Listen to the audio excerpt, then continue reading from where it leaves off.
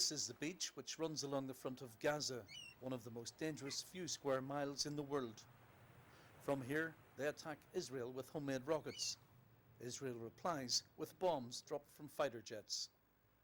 This is a dispute which goes back generations, 60 years in fact, when the State of Israel was created as a homeland for Jews who had suffered so monstrously at the hands of the Nazis before and during the Second World War. Making room for a new state meant moving those who lived there. Generations later, the resentment lives on, and hatred, brutality, and war are the norm. 9-metre-high walls separate Israel from Gaza, from Palestine, from Bethlehem. This holy land, the birthplace of three of the world's biggest faiths, Christian, Muslim, and Jewish, is a land of hate, misunderstanding, and intolerance. The situation has many parallels to ours, but we are now at peace. To mark the 10th anniversary of the signing of the Good Friday Agreement, the leaders of the four main churches here travelled as one to the Holy Land to see if there's anything they can do to help bring the peace we are enjoying to a place which sees no end to its war. If we have any experience from our own difficulties here in the province, we hope maybe to be able to encourage them that we've gone through a peace process and come out on the other side. The first thing we bring is our concern and our love for the people there, and to encourage them to begin to talk and to stand in each other's shoes, and in that way hopefully to inch on towards peace. There is a parallel, people would say, between Northern Ireland and the Palestinian and Israeli situation. And I think that what we'll be able to try to encourage people to realise that it's a patient thing, but also to try and bring those who are, say, on the paramilitary situation, to try to encourage them into mainline politics. I think it's going to be a very harrowing trip. I expect to see things that I would have hoped never to see, and I know that I will see people who are suffering a great deal. And if we can get alongside suffering people and show that across the world there is a solidarity, then that will be important. One of the first engagements is a peace centre on the edge of Bethlehem.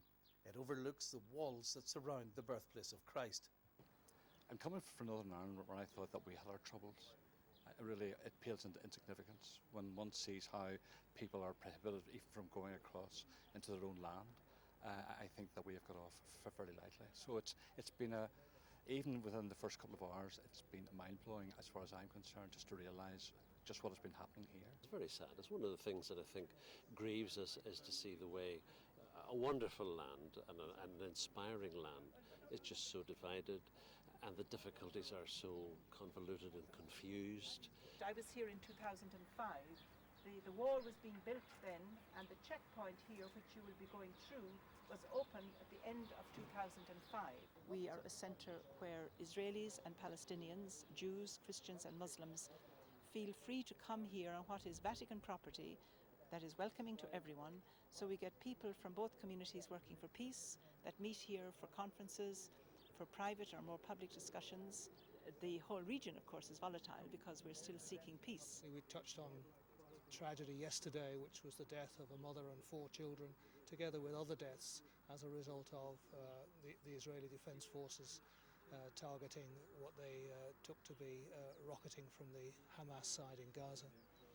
After that, we joined the UN delegation, and we had explained to us just the complexity of what has taken place, particularly on the West Bank, in respect to the building of the barrier, the wall, which you can see running behind me here. And this is the wall from the other side. This is Bethlehem, a holy place with a 9-metre-high ring around it. This is not fair, this is not right, this is not good for any people to be living in these situations, whether they are Israelis or Palestinians.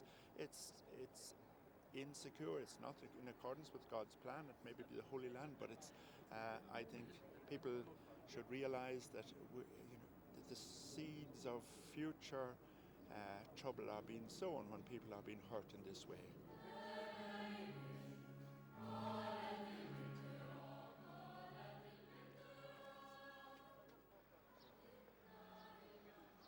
Here in Bethlehem they see the birthplace of Christ, and hear how the massive security has reduced dramatically the number of pilgrims, and how this has led to a crippling of the economy.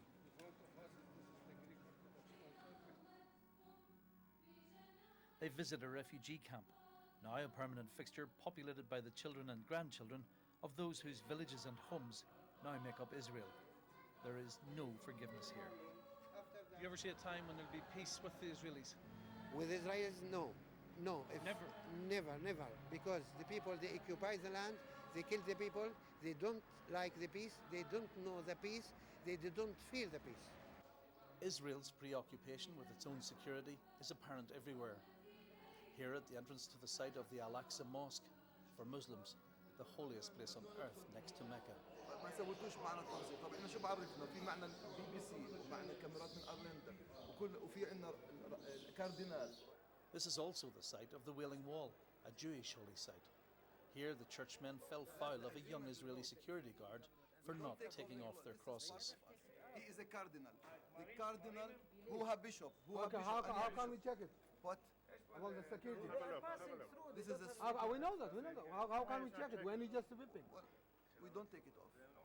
This is a site the four churchmen won't get to see because of security problems. The security men wouldn't allow them through because one of the churchmen would not remove his gold cross. The churchmen had hoped to pin a note of hope to the wall. That now won't happen. But perhaps the most visual signs of security and conflict come in Gaza. Cardinal Brady was invited by the Catholic community living there. We travelled with him in diplomatic cars on modern roads until we passed through a border control which looked like a newly built airport. We weren't allowed to film. On the other side, half a mile of no man's land. Buildings bombed and roads churned up. This to reduce the range of missiles directed at Israel. This is a city, a place of contrasts. We saw when we crossed in over the frontier signs of destruction, desolation, bombing, demolitions. We saw a long road of deprivation, very great poverty, great oppression. We've heard about the siege and the wall and the barrier. And yet, here in the midst of it all, we've seen such vibrant signs of life.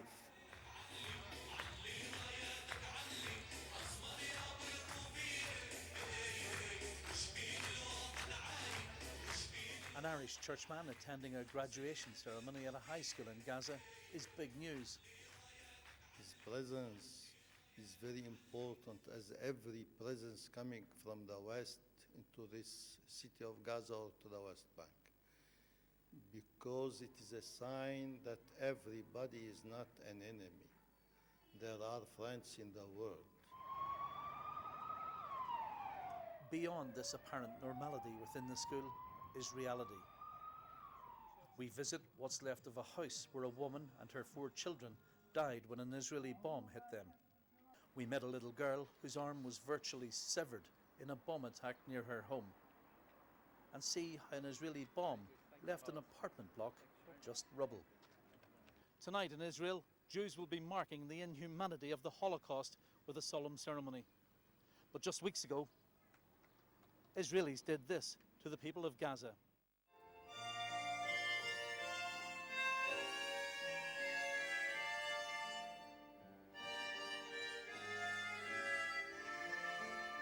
They came to remember the world's greatest injustice. They still feel under threat in a place they call home.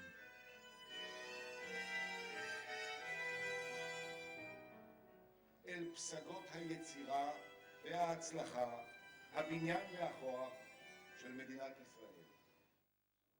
The church leaders met officials and ministers of the Israeli government and the Palestine Authority. They listened and they challenged. Sadly, in my mind, sadly take back the exclusive layout.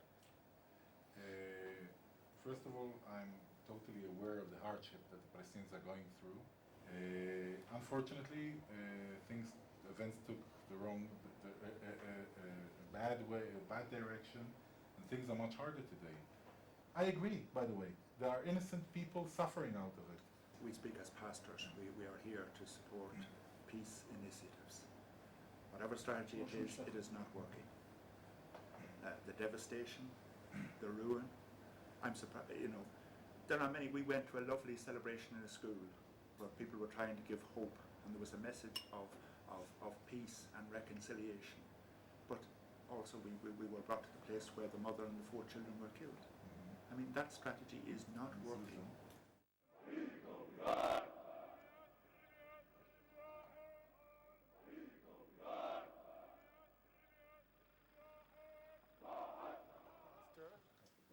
Anyway, you're very welcome. Thank you very much. When I went to the UK in the mid-70s, I was also bewildered of what was happening in Ireland.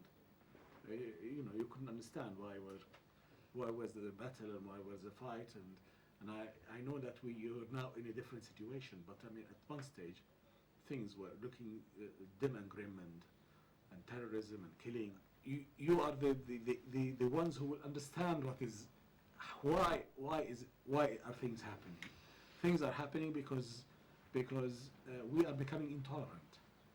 We are living in an intolerant situation where people, when they don't tolerate the other, you go into a stage whereby the response is always violent and cruel.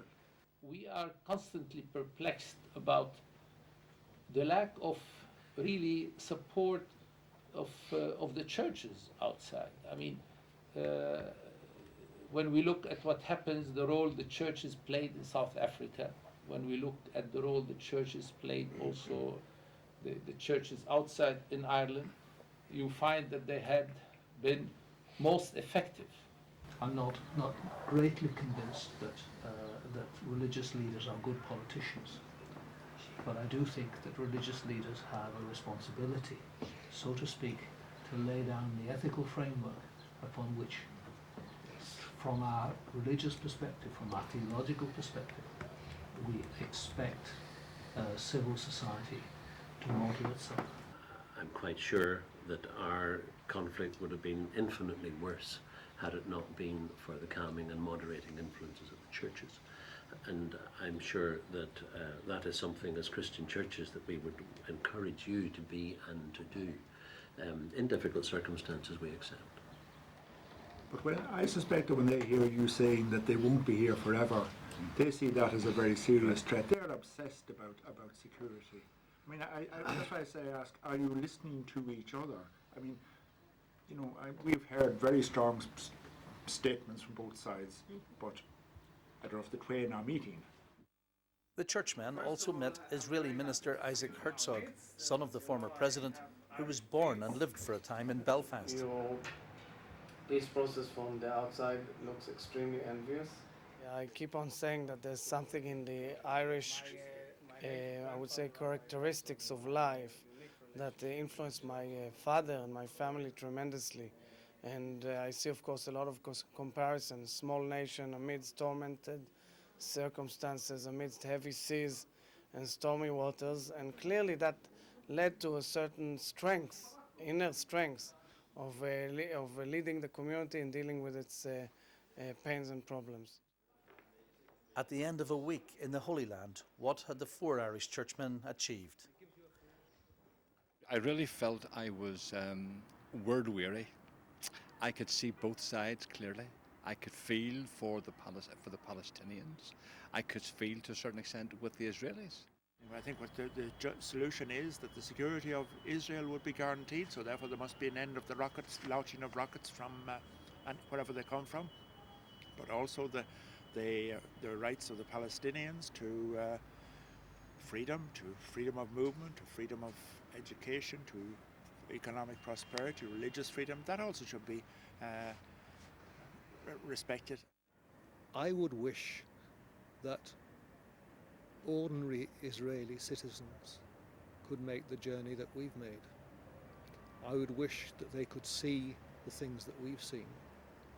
And I wonder if in seeing the things that we've seen, rather than being shielded from it, they might want to ask questions about what is the best opportunity for peace and for the future. I'd like Palestinians to have the opportunity to interface with Israeli citizens in circumstances which are unthreatening to both. I think it is tragic that it is really a mirror image of Northern Ireland 20, 30 years ago. One of the things that has perturbed me, perhaps, is the fact that both sides seem to be talking past each other. They're both right, they're both wrong, obviously. Israel fearful of security, the Palestinians hurt and frustrated because of their perceived injustices. I'm sad that there seems to be no movement, especially coming from people like the Israelis, the Jewish people, who in their own scriptures are reminded, you were once enslaved, now you've received freedom. Share that freedom with other people.